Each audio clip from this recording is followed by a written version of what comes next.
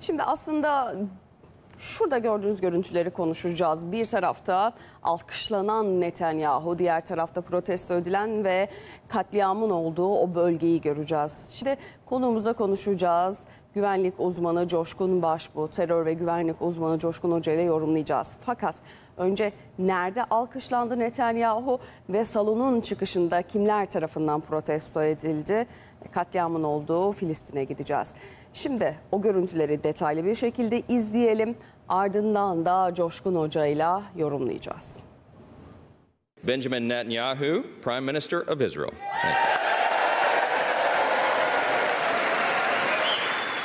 Tarihin en büyük katliamlarından birine imza atan İsrail Başbakanı Netanyahu, Amerikan Kongresi'nde konuştu. Filistin'de hiçbir sivilin öldürülmediğini iddia etti. O konuşurken salonda bulunan kongre üyeleri tam 72 kez alkışladı. Dışarıda ise protesto edildi.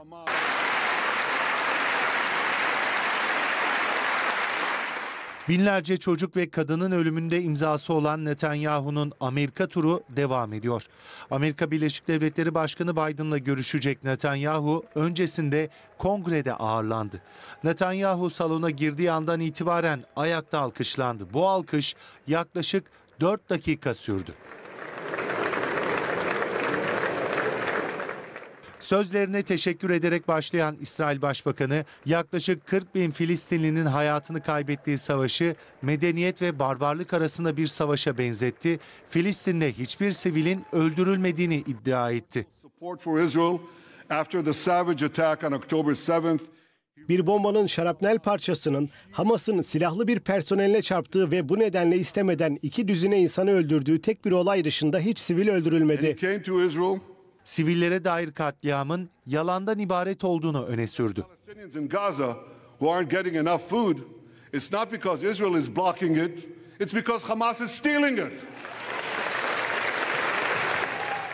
Her konuşması ayakta alkışlanarak kesilen Netanyahu, Amerika Birleşik Devletleri Başkanı Biden'ın gururlu bir Siyonist olduğunu söylemesinden dolayı teşekkür etti. Teşekkürü yalnızca Biden'a değildi. İsrail'e soykırımda destek olan Kongre'ye de ayrı teşekkür etti. Biz tüm cephelerde kendimizi müdafaa ederken ABD'lilerin arkamızda olduğunu biliyoruz. Bunun için size teşekkür ediyorum. Amerika Birleşik Devletleri eski başkanı Trump'ı ise övdü. İsrail'in önceliklerine önem verdiği için Netanyahu, İsrail'in Amerika için vazgeçilmez dostu olmaya devam edeceğini söyledi. Netanyahu konuşmasında engelledikleri yardım tırlarına da değindi. 40 binden fazla yardım konvoyuna izin verdiklerini söyledi. Soykırıma maruz kalan Filistinlilerin yeterince yiyecek alması konusunda Hamas'ı suçladı. Hamas'ın yardımları çaldığını iddia etti. Konuşması boyunca 72 kez alkışlanan Netanyahu, kongre binası çevresinde toplanan aktivistler tarafından protesto edilirken, içeride de beklemediği bir protesto ile karşılaştı. Kongrede görevli 100'den fazla stajyer Netanyahu'yu boykot ederken, kongrenin Müslüman üyesi Rashida Tlaib ise soykırım suçlusu yazan bir döviz taşıdı. Netanyahu'nun konuşması yaklaşık 1 saat sürdü. Bitiminde yine ayakta alkışlandı.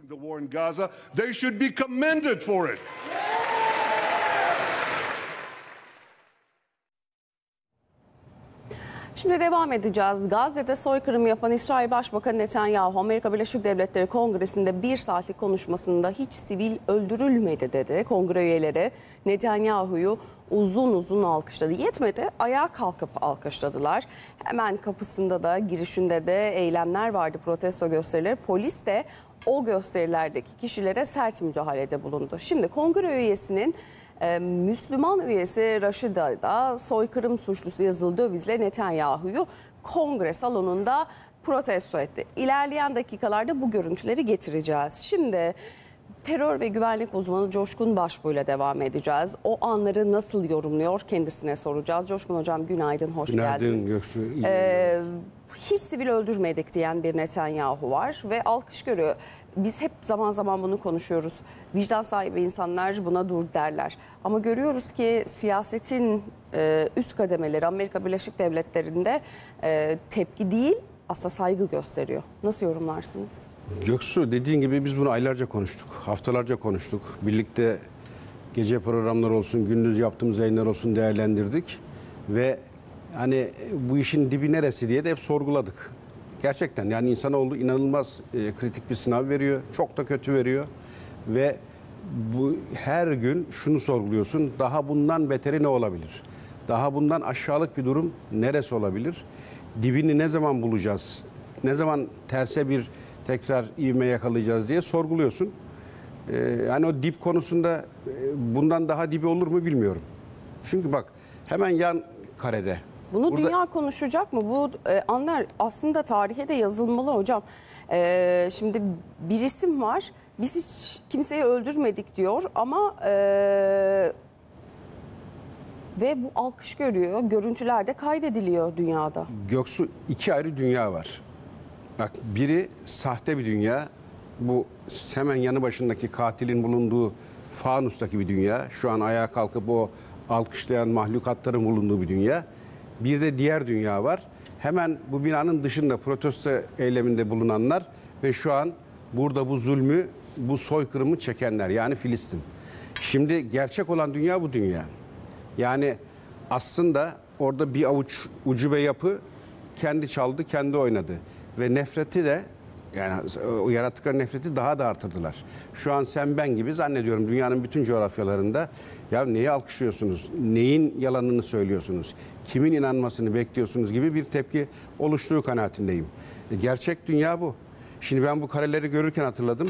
Bu yerlerde yatan, anestezi malzemesi olmadığı için diri diri kesilen ve o acıda dayanamayıp kalp krizinden hayatını kaybeden insanlar, o yarattığı ortama dayanamayıp dışarıda kalp krizinden ölen doktorlar. Ya bunları biz 7 asır önce değil 7 ay önce yaşadık. 6 ay önce yaşadık. Ve bunlar her gün yaşandı. Ve halen de yaşanıyor. Yani şu alkışlar, şu tablo bir şeylerin bittiğini göstermesin. İran'ı suçlayan bir Netanyahu var ve birçok örneklendirmeyle işte bazı derneklerin kuruluşlarına tepki gösteren, kadınlara özgürlük tanımayan bir ülkeden söz ediyoruz ve onlar bugün orada bu katliamın sebebidir gibi açıklamalarda bulunuyor. Bunları nasıl değerlendiriyorsunuz? Şimdi ben İran halkını ayrı tutarım. İran halkı sen ben ne diyorsak aynısını diyor. İran halkı sen ben nasıl görüyorsak İsrail'i aynısını görüyor. İşte oradaki CNN'in yaptığı yayınlar, sevgili Fulya'nın oradan aktardığı kareler bunu çok net gösteriyor. Ama hani o bir kripto yapı var ya, her ülkede var olduğunu söylediğim, İran'ın tepesinde kripto bir yapı. İsrail'le zaten bu konuda bir paslaşma halinde, onu hep söylerim. Şimdi burada İran'ın özel hedef gösterilmesi, sürecin başka bir noktaya taşınmak istenmesi ve Gazze'nin unutturularak İran'da yeni bir sayfanın açılması hedefleniyor. Ve Amerika'nın da en hassas olduğu yerden, işte İran ortak düşmanımız, esas zaten bu saldırıları, sana olan saldırıları yapan da İran. Dolayısıyla birlikte mücadele etmeliyiz gibi bir hava yaratmak istedi dün Netanyahu. Hatta sadece bu yalanla yetinmedi.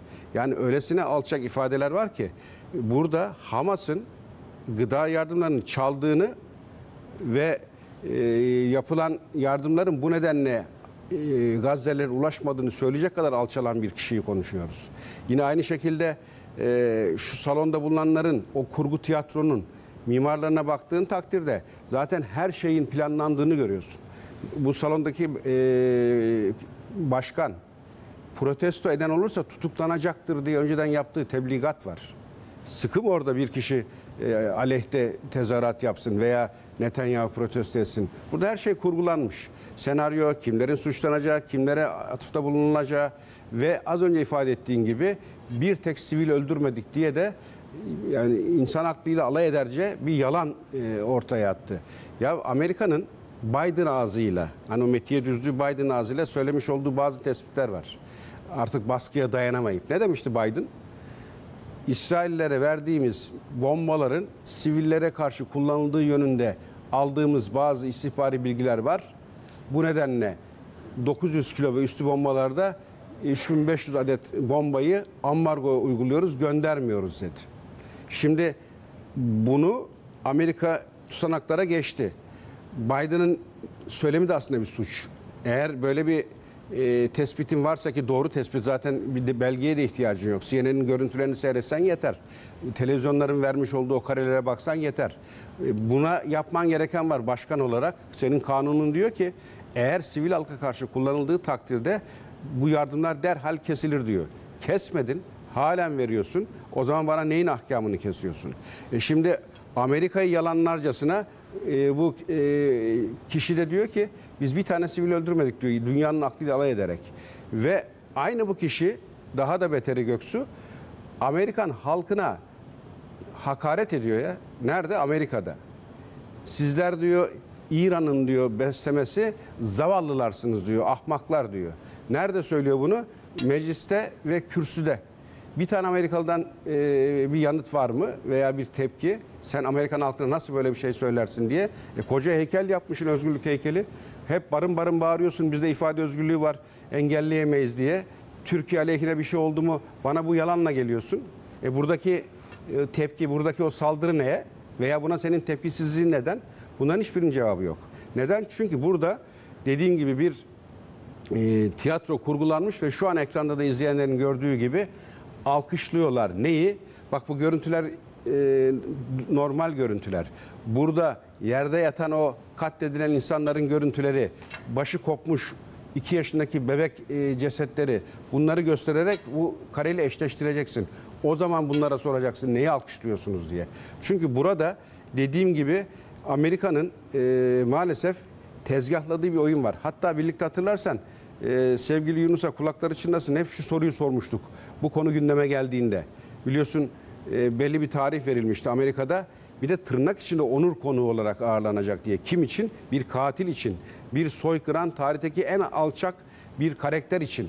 Ve o konuşmayı biz hani normal insan aklıyla düşünerek ya bu kadar da olamaz, yaptırmazlar, bir şekilde bunu ertelerler diye de hep bir görüş bildirmiştik. Ve hatta Yunus'a defalarca da sorduk. Konuşmanın ertelenmesiyle ilgili herhangi bir girişim veya bir gelişme var mı? Yapılacak dediğinde Yunus, ben son anda, son dakika bu konuşmanın engelleyeceğini düşünür idim. Nereye kadar? Kürsüye çıkana kadar. Buraya çıktığı an zaten dedim ya bu işin dibini herhalde bulduk diye. Böyle bir katili burada konuşturmak Amerika'nın hani diyorlar ya tarihinde utanç tablosu diye. Ben de ona şöyle bir ekleme yapıyorum. Amerika'nın tarihinde bir tane gurur tablosu var mı? Amerika'nın tarihinde kara bir leke diyorlar. Amerika'nın tarihinde bir tane beyaz sayfası var mı? Yaptığı her iş, attığı her adım, aldığı her nefes dünya için zarar Amerika'nın.